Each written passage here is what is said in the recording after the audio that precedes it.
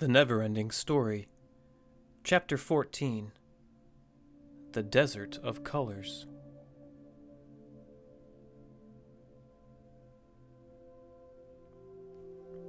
Never had Bastian slept so soundly as in that glowing red blossom.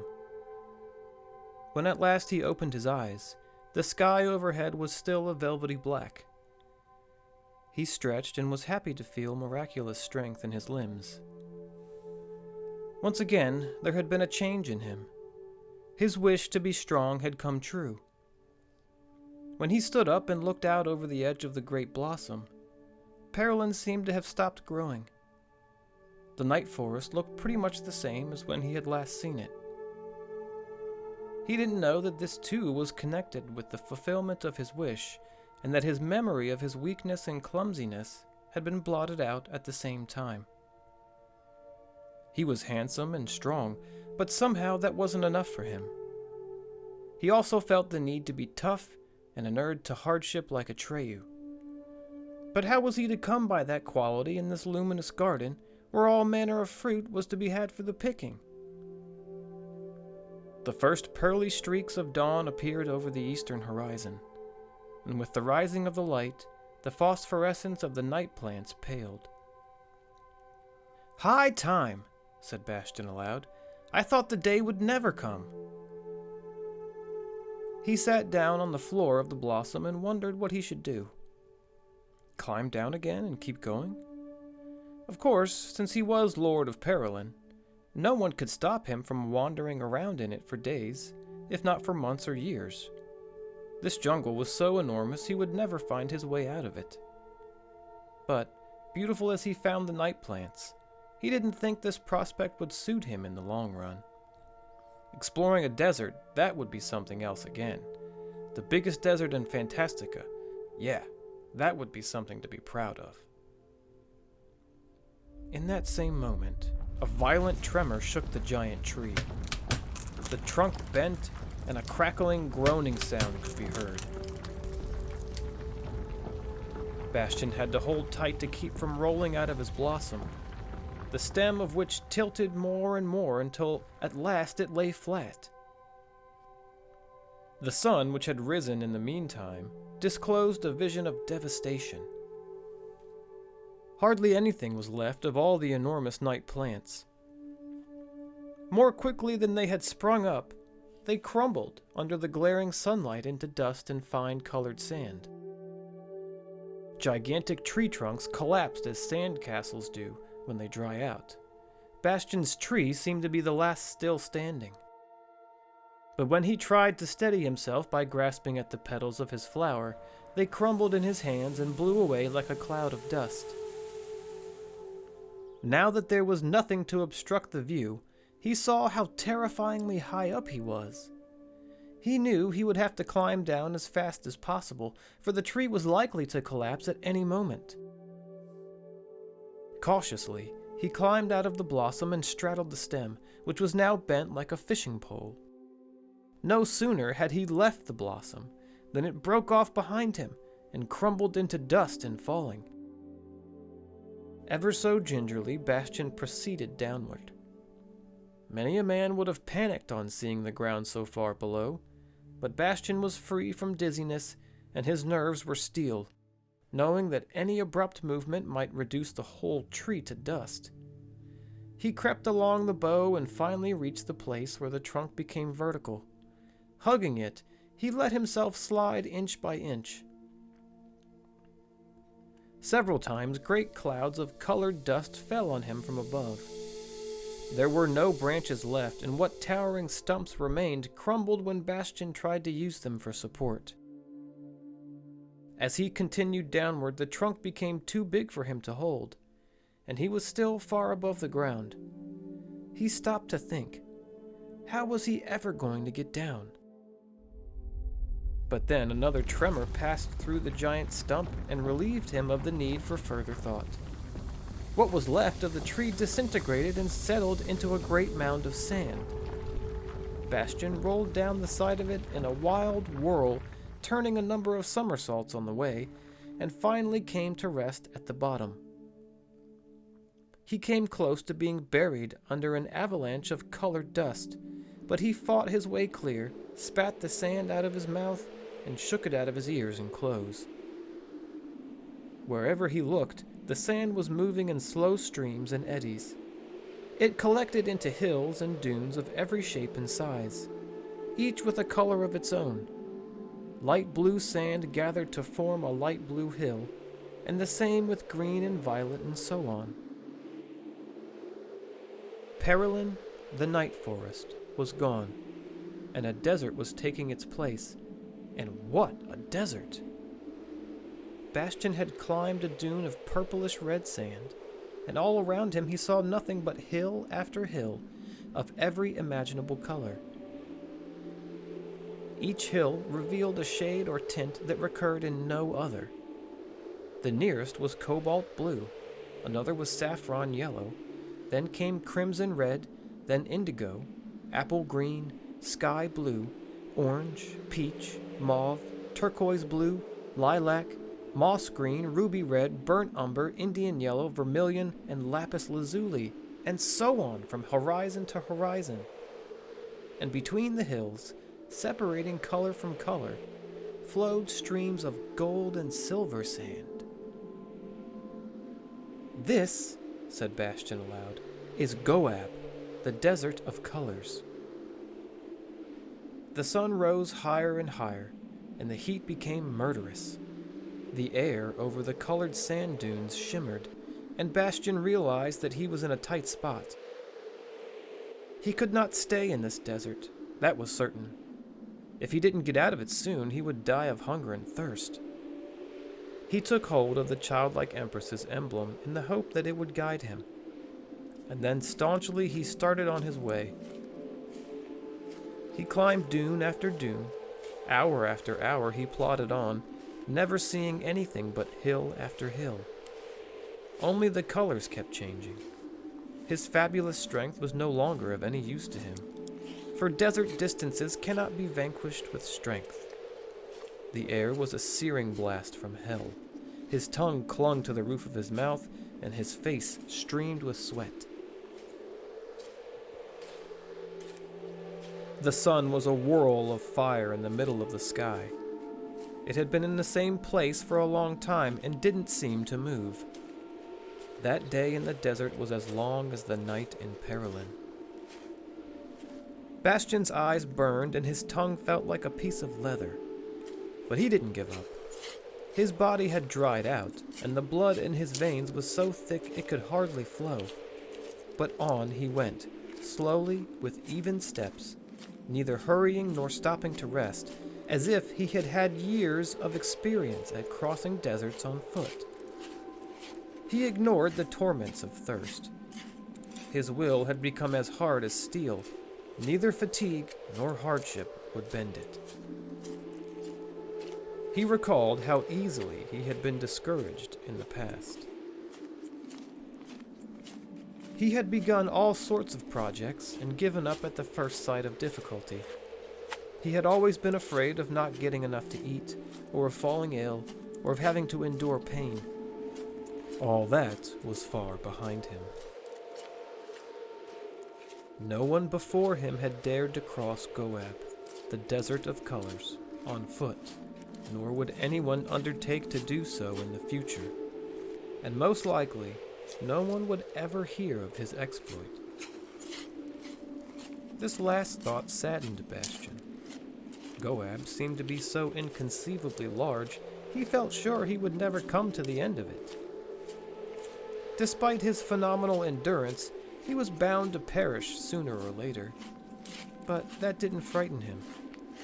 He would die with calm dignity like the hunters in Atreyu's country.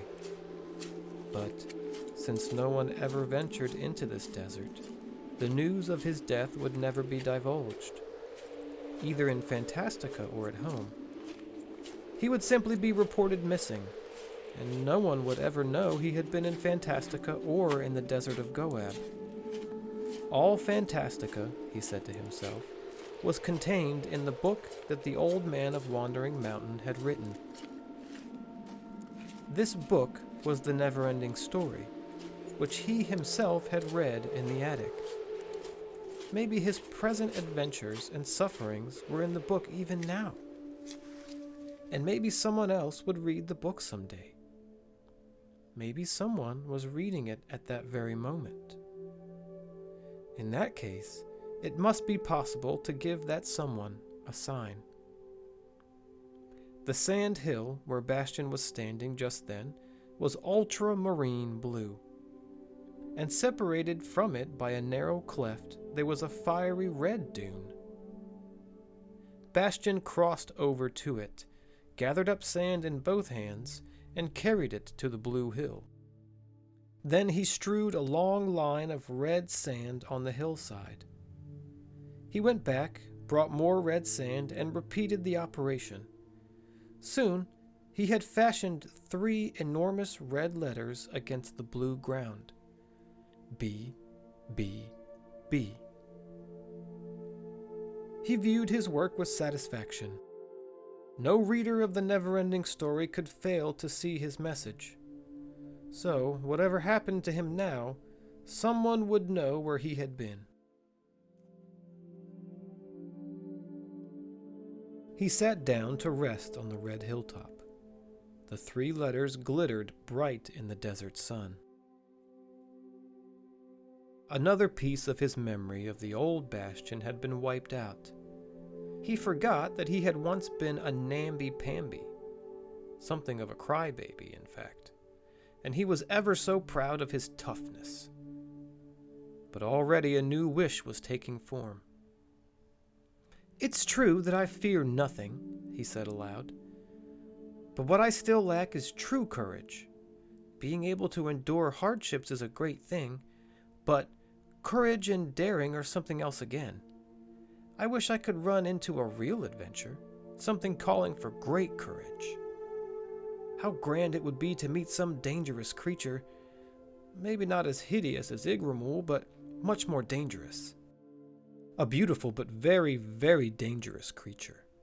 The most dangerous creature in all Fantastica. I'd step right up to it and..." Bastian said no more, for in that same moment he heard a roaring and rumbling so deep that the ground trembled beneath his feet. Bastian turned around. Far in the distance he saw something that looked like a ball of fire. Moving with incredible speed, it described a wide arc around the spot where Bastian was sitting, then came straight toward him. In the shimmering desert air, which made the outline of things waver like flames, the creature looked like a dancing fire demon. Bastian was stricken with terror. Before he knew it, he had run down into the cleft between the red dune and the blue dune, but no sooner had he got there than he felt ashamed and overcame his fear. He took hold of Eärendil and felt all the courage he had wished for streaming into his heart. Then again he heard the deep roar that made the ground tremble, but this time it was near him. He looked up. A huge lion was standing on the fiery red dune. The sun was directly behind him, and made his great mane look like a wreath of fire. This lion was not a tawny color like other lions, but as fiery red as the dune on which he was standing. The beast did not seem to have noticed the boy, so much smaller than himself, who was standing in the cleft between the 2 dunes, but seemed to be looking at the red letters on the opposite hill. The great rumbling voice said, "Who did this?" "I did," said Bastian.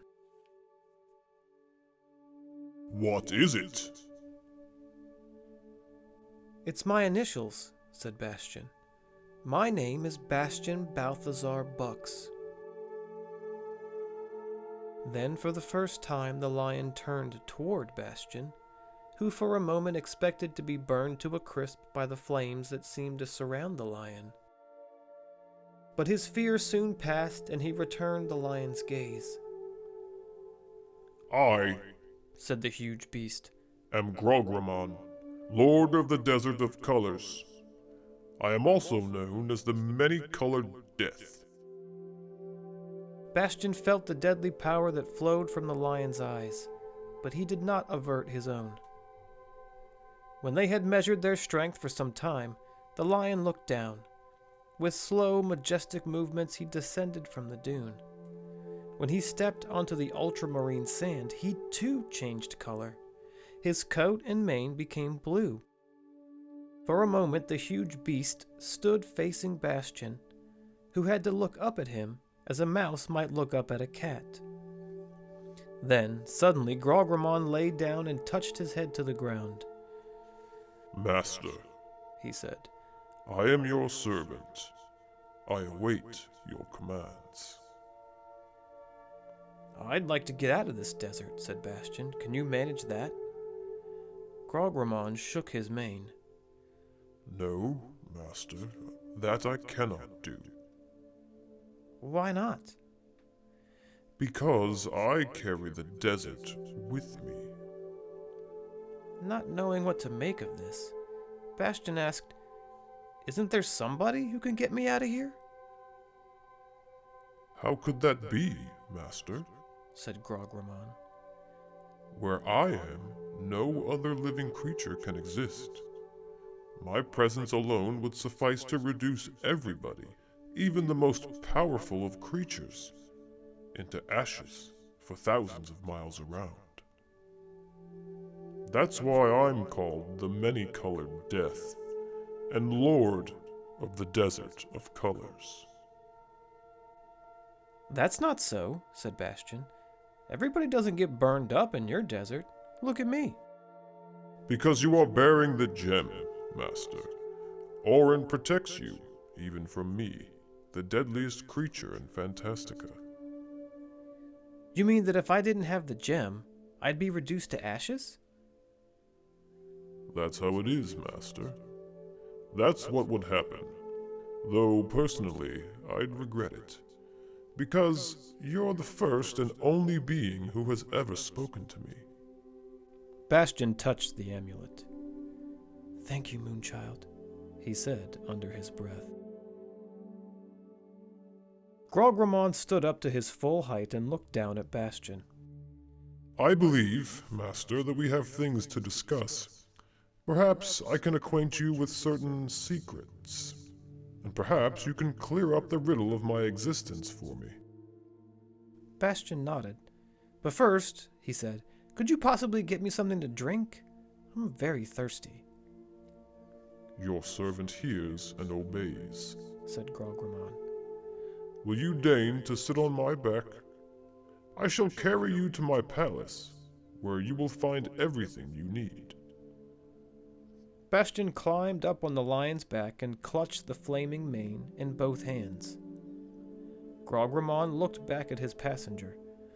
Hold on tight, Master. I am a swift runner. And one more thing. As long as you are in my domain, and especially when you are with me, promise me that you will never, for any reason, lay down the amulet that protects you. I promise, said Bastion. The lion started off, at first at a slow, dignified gait, then faster and faster. To Bastion's amazement, the lion's coat and mane changed color with every new sandhill. But soon Grogramon was making great leaps from hilltop to hilltop, and his coat changed color faster and faster. Bastion's eyes swam, and he saw all the colors at once as in a rainbow. The hot wind whistled around Bastion's ears and tugged at his mantle, which fluttered behind him. He felt the movements of the lion's muscles and breathed the wild, heady smell of the shaggy mane. The triumphant shout that escaped him resembled the cry of a bird of prey, and Grogramon answered with a roar that made the desert tremble. For the moment, these two different creatures were one. Bastion's heart and mind were in the clouds. He didn't come to himself until he heard Grogramon saying, We have arrived, Master. Will you deign to alight? Bastion jumped down from the lion's back and landed on the sandy ground. Before him he saw a cleft mountain of black rock. Or Was it a ruined building?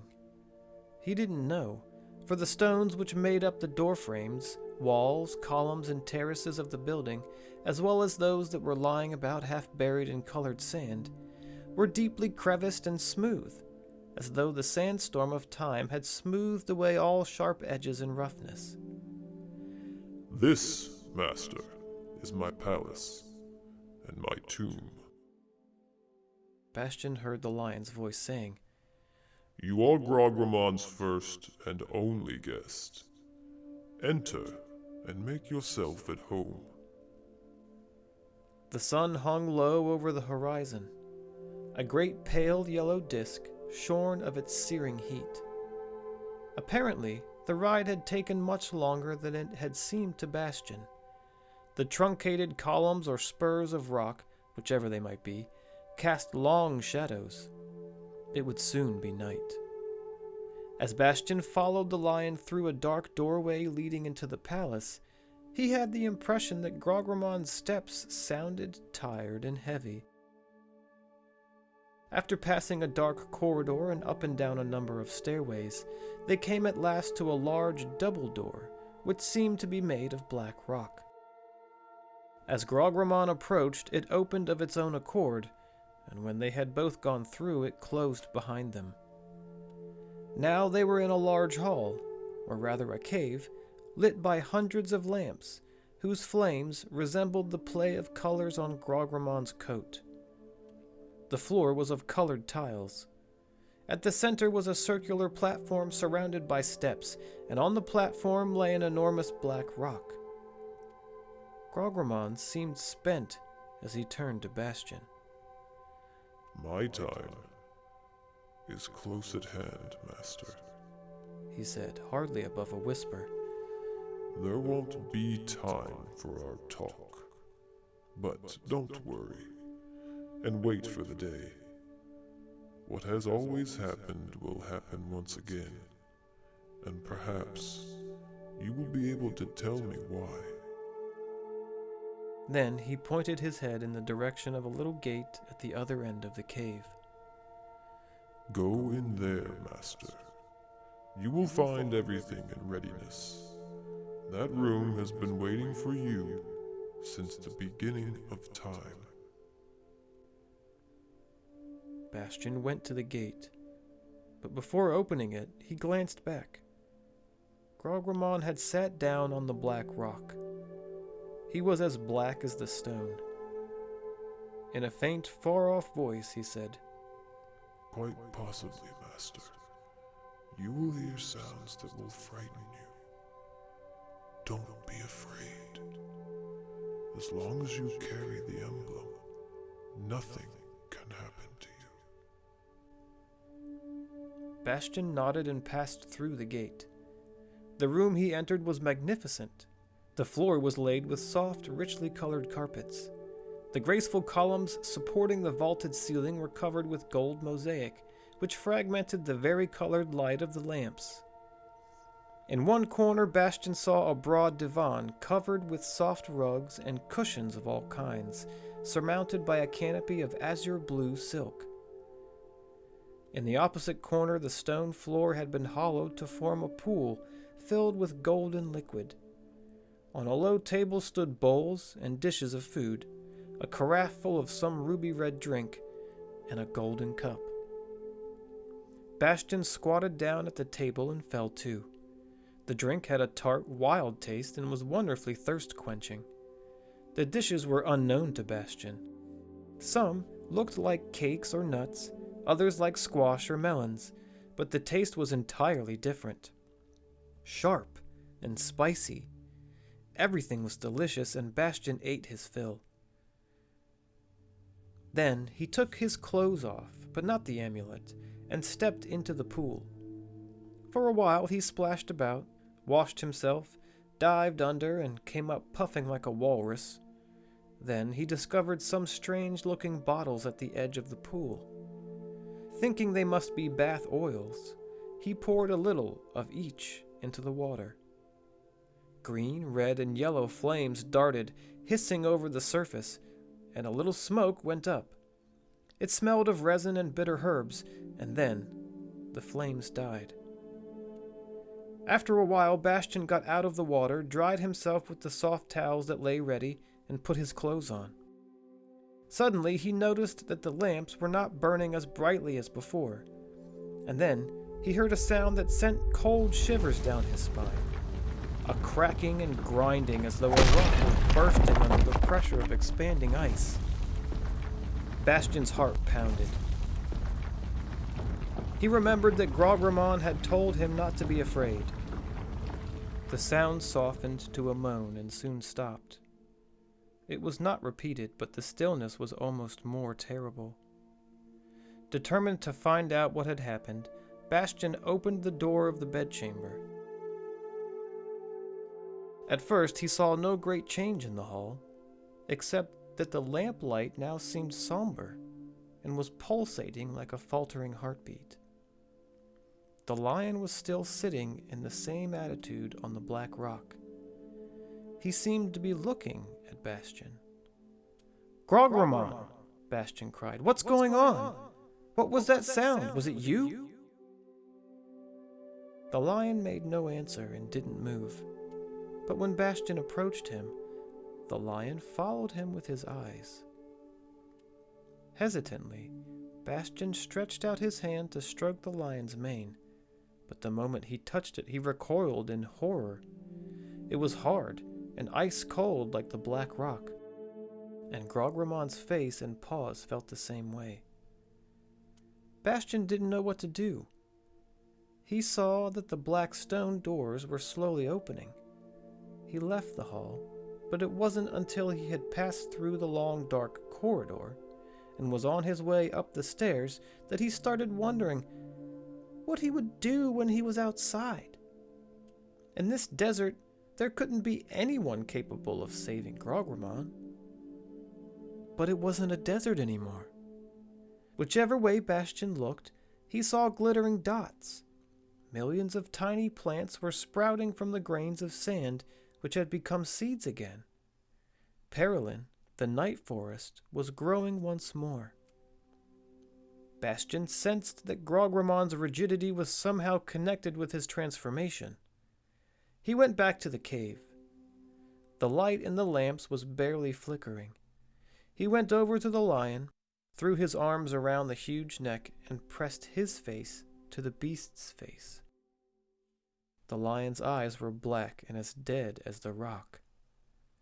Grogramon had turned to stone.